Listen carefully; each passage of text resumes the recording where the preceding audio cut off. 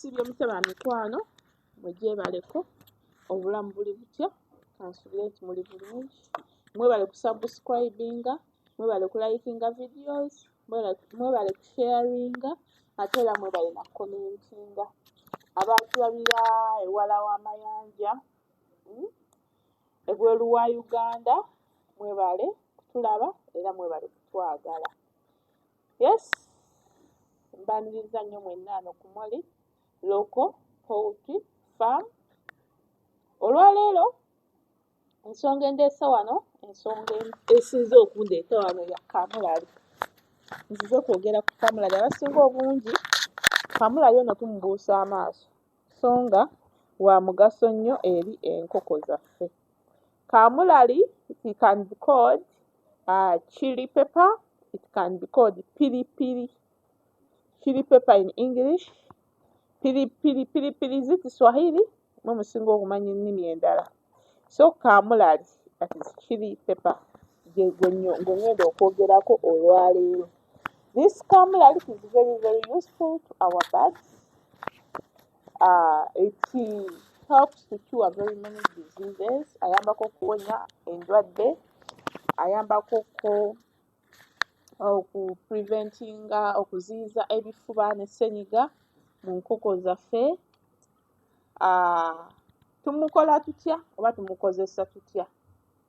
Bw'oba olina kamulali ono osobola omukaza n'omusekula n'ofuna pawuda asobola okukola nga diwaama agoba ebiwuka oba enjoka mu nkoko zaffe. So osobola omukozesa nga nakyo diwaama nagoba ebiwuka ebibeera biri mu nkoko zaffe. Remember, ebiwuka bino bireetera enkoko zaffe okuba nga teziteekako mubiri, okuba nga tezinyirira, okuba nga tezigejja, tezizitowa, tezikula. Ne bubeeraawo nga bukonye kumbe nga emmere gye ziba zirya gizigabanako n'enjoka. Okitegeera nti ezino enjoka zibeera munda ziba zizinyuunyuunta. Buli kintu kyonna kye zirya n'enjoka ziri kwe zirya. Kati bw'eriba ng'eridde grams 100 kiba kitegeeza grams 100 ze ziridde, 5 enjoka ze zigabagabanye zeesigazzaako grams 5. Kitegeera. So tulina okutta ebiwuka mu nkoko zaffe. Mbagamba nti we have to start deworming our birds at 2 months. Once they make 2 months, start deworming your birds monthly. Buli mwezi era nga naffe abantu bwe tubeera bwe twedeworminga buli mwezi deworminga enkoko zo. You can use these natural remedies. It is good. It's a natural dewormer. Not only natural dewormer, but it can be used to treat chronic respiratory diseases. Ekifuba, kukolola, ssenyiga ebyo ebitawona mu nkoko. Nga bifuba byagaana okuwona mu nkoko zo, ziwe kamulali ono zijja kuwona. Okitegedde munnange? Enkoko ezimu zifuna that stubborn cough. Buli kiseera bubeeraawo bukolola bufeesa ng'obwadde eddagala ezzungu ligaanye. Gezesa oba ziwe, si kugezesa, ziwe bisi kamulali zijja kutereera. Okitegedde ddiya? So kamulali ono abali mu byalo omufuna free of charge. Not so? Nammwe abali mu bibuga mukole kye bayita urban farming. Mwelimire ewaka. Nze ngenda kuyiwako obusigo nange mbe nga neeno mwekongolera mugula nateete mu katale. Ngenda kuba nange mwekongolera wano mu nnimiro yange, ngenda mwerimira. Kitegeera ekintu ekyo. So mukozese kamulali, pilipili, chili pepper ajjanjaba enkoko zammwe ebifuba ebyo byagaana okuwona, ssenyiga eyagaana okuwona. Enkoko eno bw'eba ng'erina ssenyiga, appetite efa, terya bulungi, ekulukuta maziga, omutwe gugiruma. Remember, bino nkoko oba kisolo tekijja kugamba nti omutwe gunnuma oba ssenyiga akola ki oba ssenyiga nnuma. So ne bwoba tomukazizza osobola okukwata kamulali oyo nga bw'ali nga mubisi n'omusekula n'omuteekamu evvu n'otabula n'oteekamu nkokozo n'oteekamu amazzi n'otabula n'oteekamu drinka z'enkokozo. Osobola okuggyamu ebyo ebigundi ebitagonze bulungi n'obiteeka mu mmere y'enkoko era ne zibibojja ne zibirya, tebirina effect yonna ya bulabe eri nkoko ezo. Then abasobola omukazi omusekule era osobola omuteeka mu mazzi, mutabula mu mazzi n'oyongeramuko ne kavu. So teweekwasa nti ate bwemba simukazizza sobola muwanga mbisi, n'omubisi omuziwa n'omukalu osobola omuziwa. Lwakuba nti ye omukalu bw'oba oyagala kuba nti kati fe batamuyina batamwerimira, bw'abanga akaze kitegeeza osobola omusekula n'omukeepinga for some good time n'aba nga tayonoonese, kitegeeza. Mpozi gwe wenna ali eyo ng'oyagala mmere ya nkoko, oyagala mmere ya mbizi, mmere ya nte, mmere ya mbuzi zo, jangu ku Alukindi Poultry and Animal Feeds bakuguze emmere, bakutabulire emmere. Enkoko zo zaakona zaagaana okubiika, embizi zo zaakona zaagaana okukula, jangu bakutabulire buli kisolo kyonna, mmere ya nkoko, mmere ya mbuzi, mmere ya nte, mmere ya mbizi, buli kimu bakirina. Jangu ku Alukindi Poultry and Animal Feeds. Basangibwa Busega mu Kibumbiro near Samona Factory. Ennamba z'essimu zeezo 0752720672. Be ba Alukindi Poultry and Animal Feeds we bali okuwa buli kimu kye weetaaga okuliisa enkoko zo, okuliisa ebisolo byo. Jangu obaguleko emmere y'enkoko, emmere y'embizi, emmere y'ebisolo we bali okuweereza. Abalina enkoko ezibiika ajja kuyambako okukola ekisusunku eggshell. Ajja kuyambako most of those who keep local birds. Ajja kuyambako okukola ekisusunku ekyo eky'eggi ly'enkoko yo kibeere nga kirabika nti kya nkoko ŋŋanda. Remember, these birds are kept indoors from day one until you sell off the birds. They are kept indoors. Tezifuna kasana kamala, tezifuna greens zimala, greens abamu tugulangule, tuzireeta nga tezimala, tuzikookoonyako bukokoonya. So bwe tuziwaako ku this chili pepper ajja kuziyamba okukola ekisusunku ky'eggi ekyo nga kirabika bulungi, nga kikola loko yennyini. Then when it comes to egg yolk, ajja kuyambako okukola egg yolk eyo ng'eri ya yellow. What is yellow in Uganda? Nga ya yellow kyenvu, yes. Oli yellow yennyini gwe twetaaga ow'enjuba eno, this chili pepper ajja kuyamba okukola that yellow egg yolk. Then ng'oggyeko ebyo, as you know, this is a natural remedy. Bane natural remedies, ekintu kyonna nga kirina ebintu ebiri organic, ebiri natural, nga ekintu kyonna kiri ebintu ebiri natural. Eggi ly'enkoko eno liba lya njawufu nnyo. Enkoko ng'erya ebintu ebiri organic oba ebiri natural, eggi lyayo liba lya njawulo nnyo. So this business of giving those chemical medicine all the time, every day, every month, every time, my dear, let's reduce those chemicals and try our organic or our natural remedies. Abalina access to these, please use them. And some of you are able to get it free of charge. Then, ekintu ekirala, this chili ayambako kuyamba enkoko eno okufuna long life span, obuwangaazi oba okuwangaala nga nnamu, okuwangaala. Nti enkoko eyandibadde emala emyaka 2 oba 3 esobola okuwangaala n'eweza emyaka 4. Remember, enkoko zaffe zino eŋŋanda ziwangaala in production. Ate era this chili ajja ziyambako kubanga zikyali mu production, wadde ng'obeera olaba ng'ekuze naye ng'ekyakuwa because it is using organic materials. So chili yonna ajja kuyamba enkoko yo okuwangaalira mu kubanga ekyabiika. Bw'ebanga ebiika ejja kuwalwawo ebbanga ddene ng'ebiika. then n'okuwangaala nga yo enkoko. Okitegedde? Then this chili era ajja kuyamba kamulali ono ajja kuyamba enkoko yo okuimprovinga on appetite. Ng'ala naffe abantu bw'obanga obuliddwa appetite biki bagamba lya ku kamulali akuyambako ku boostinga appetite.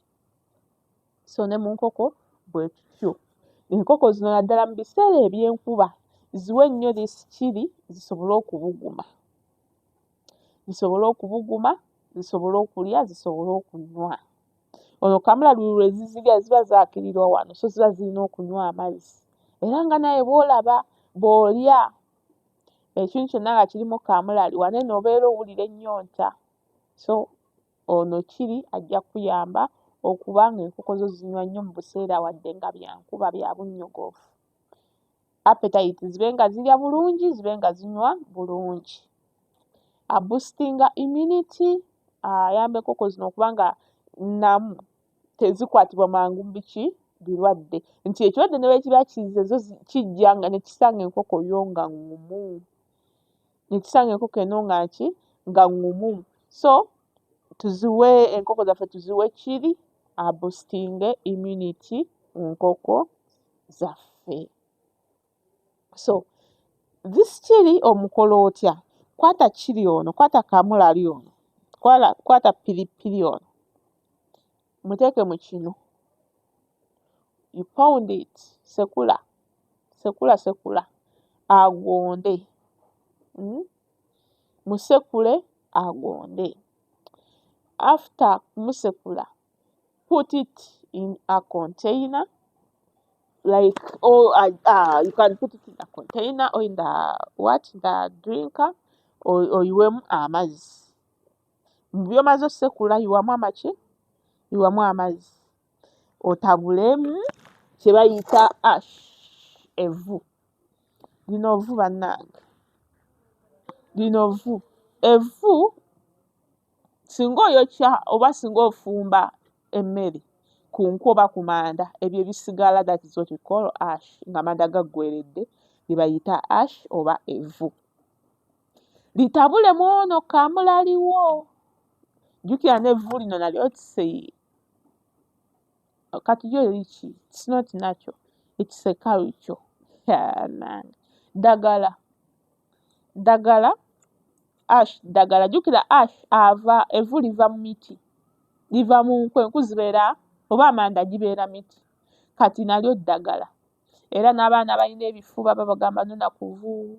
Oba olina kifuba ne bakamulira edda. Traditionally twakamulanga. How do you call it? Akajjula, olujjula. Ne bateekamu evvu ne bakuwa n'onywa. Akafuba akakantu oba ng'obadde olina akafuba akalaakira, akafuba akakusiiwa, ogw'okuyanga otandika ogukolola nga gukoze. Okitegeera? So tabikamu this ash, londalondamu bino ebyandanda ebinene pieces, osigaze powder yekka. Mix this powder with your chili, otabule, then ogende ng'oteeka mu drinkers. Okitegeera mukwano? Toteekamu bingi nnyo, teekamu bitonotono, enkoko bye zinaanywa ne zimalamu. Remember, twagamba ddoozi yaffe naffe ey'ekinnansi, si kinnansi, eri nakyo. Ebeera ya kinnansi. Ebeera ya kinnansi simanyi. So ddoozi yaffe ey'eddagala lino lyaffe egganda, naffe tugikola ng'ebeera ya nnaku 3 oba 4. Bw'oba olina bungi kola 4. Bw'oba olina ttonotono kola nnaku 3 nga zeddiriŋŋana. Olwayo bwe luba nga lwakusatu, ziwe kamulali ono n'evvu olwokusatu, oziwe olwokuna n'olwokutaano. Bw'oba nga kamulali okyamuyina era ziwe n'olwokumeka n'olwomukaaga okole ennaku 4. Naye oba nga akuweddeko kola ennaku 3. Ye ddoozi yaffe. So ojja kulaba nti enkoko zo ziwona. Naye some of you muyina that tendency, enkoko olw'okuba bagaye nti kamulali awonya ssenyiga, n'okwata kamulali ono n'osekulayo olunaku lumu n'oziwa n'omala. Gwe n'ogamba annange tebikola biki, ddoozi ogimazeeyo. Then too, kola naawe ebintu byolaba nti binoze tokola byamazzi tabula ekintu kyolaba nti ddala kinoze some of us twabeerako mu kyalo nga bw'oba oyenga omululuuza tewayagamba nti noga ebikola by'omululuuza 10 byoba oyenga mu kikopo kimu nedda naye naawe oyenga ekintu paka lwolaba nti ekintu kikoze eki kinoze ye kaamulali ono tabula ekintu ekinoze enkoko oziwe enkoko zino eddagala lino zimanyi oddigaana because it is ddagala liba likaawa so teekamu ettono lyezinanywa erimalamu oleke kudiibuuda ffe tugulagule so bw'oteekamu ebingi ate ekawungeezi oba ogenda bbiiwa kuba olina okwoza drinkers kati teekamu bitono zibinywe bwe biggwamu oze drinkers enkyo oddemu oziwe ebipya kati abamu genda gamba anti mole yatugambye tukamule gundi tukole this kiri with gundi wadde biri nakyo my dear ebidomola tulina obyoza buli lunaku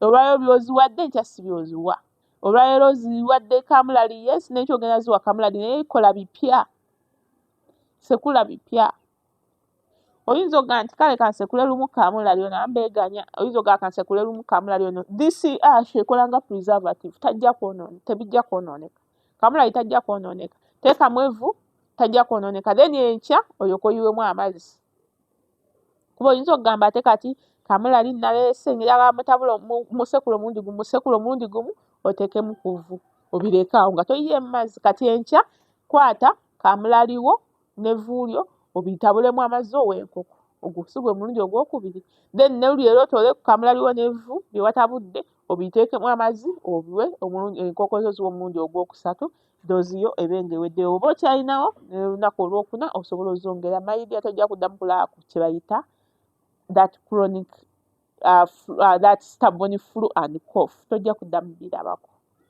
kasita oba ng'okoze ebintu nga binoze kasita oba ng'okoze n'obiziwa doozi eyo mu butuufu bwayo nga bwe nkunnyonnyodde kitegedde so tujjanjabe ssenyiga mu nkoko zaffe I know this flu and cough atawaanya nnyo enkoko zaffe ennansi newesa nti enkoko zaffe buli kiseera zibeera mu kulwala ssenyiga kufeesa kunyiza kukolola so tuzijjanjabe bw'okozesa eddagala ezzungu ne ligaana toggwamu maanyi jangu okozese this and I always advise you tolinda nkoko zino kulwala funayo obudde obw'eddembe oyiseeko mu katale gulayo entangawuzi gulayo galiiki ziwe ojjanjabe ssenyiga buli eddagala enkoko zino lwoziwa eddagala lino obeera oboostinga immunity zino enkoko zikwatibwa ssenyiga olw'okuba nti immunity yaazo ebeera eri low so kati olina keepinga immunity ya zino enkoko ng'eri strong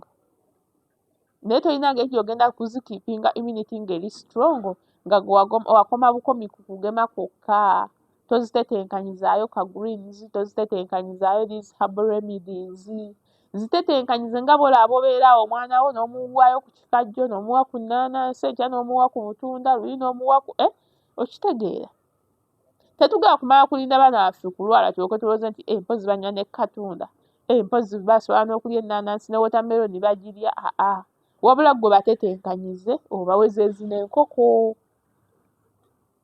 bw'oyitako eyo mu katale gula mulinga gula entangawuzi gula ekinzaali gula byonna by'omanyi ebikozesebwa mu kujjanjaba endwadde z'enkoko kitegeera kiri wuuyo mugule mu nnimiro gy'oyise waliyo ebisuusa by'ensujju bigule binoge ojooziwe waliyo ebitimpa by'amayuni ziwe they are greens gwe buli kintu kyonna ekya green ky'omanyi ekiriibwa tulina ekigadi free of charge ze nakirima wekiri wano eno nakirima era ngera akaseera nenzijyayo ebikoola nga bibyo nensaasala nenteeka mu drinkers ate zibyagala nnyo kati zo ziba ziryanga ezirya emmere naye kumbe gwe oli muzikola ki muzijjanjaba nkukakasa nti singa onoobeera enkoko zo ziwa ku ebyo ebintu buli kiseera nga gwe tolina nkoko zo kulwala my dear enkoko zo zigenda kuba tezirumbibwarumbibwa birwadde kuba buli kyoziwa kiba kiziyambako ku boostinga immunity eno bwebeera ng'eri strong